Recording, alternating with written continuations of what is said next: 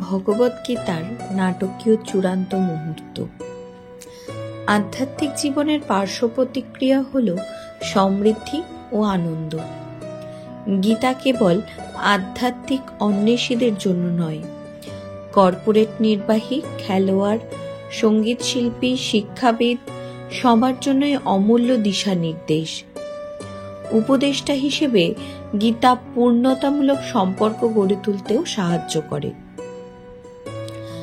গীতা কখনোই জীবন ছেড়ে বনবাসে যাওয়ার কথা বলে না, বরং গীতা শেখায় কিভাবে জীবনের পূর্ণ উপভোগের সঙ্গে সঙ্গে অন্তরঙ্গ উন্নতির দিকে মনোযোগ দেওয়া যায়। 18তম অধ্যায়টি গীতার সমগ্র সারসংক্ষেপ। এতে একজন সীমিত, অসহায়, শিকার থেকে অনন্ত, সর্বশক্তিমান বিজয়ীতে রূপান্তরের কথা বলা হয়েছে। তুমি পদার্থ নও, তুমি আত্মা। পদার্থ কেবল আত্মার আবরণ।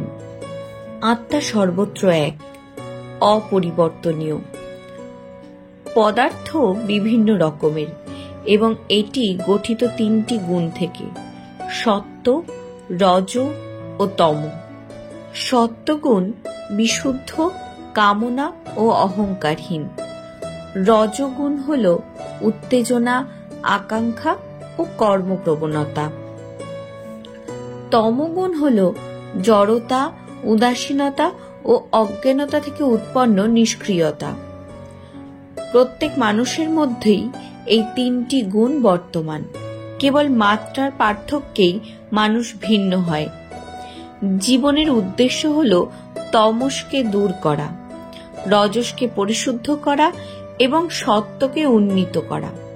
কেবলমাত্র সত্যগুণ থেকে পরিচালিত হলে মানুষ শ্রেষ্ঠত্ব অর্জন করতে পারে। এই গুণের ভিত্তিতেই মানব জাতিকে 4টি বর্ণে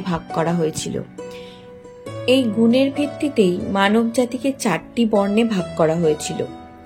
এটি উত্তরাধিকার সূত্রে নয়, ব্যক্তির গুণের ভিত্তিতে নির্ধারিত ছিল।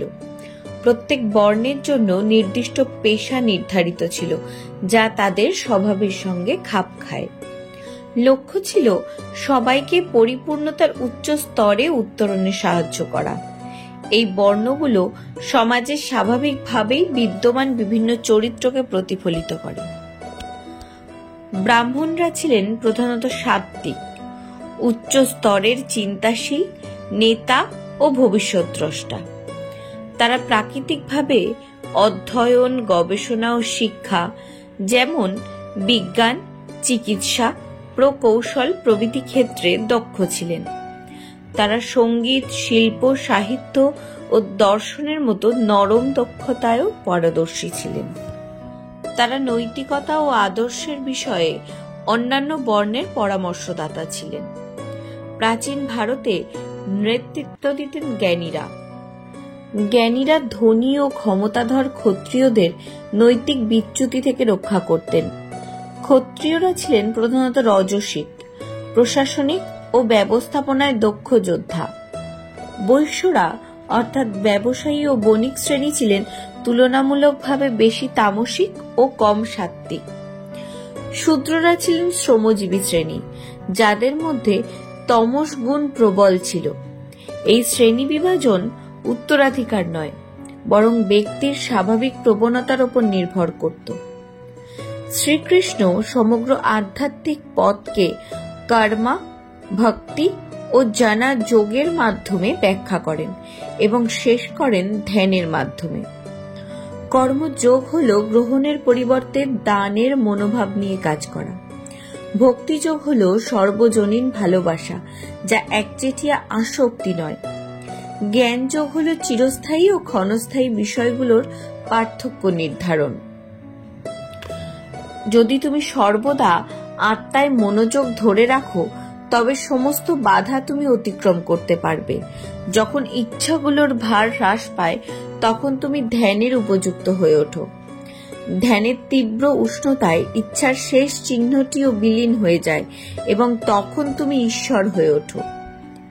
শেষমেশ কৃষ্ণ তোমাকে সিদ্ধান্ত নেওয়ার স্বাধীনতা দেন।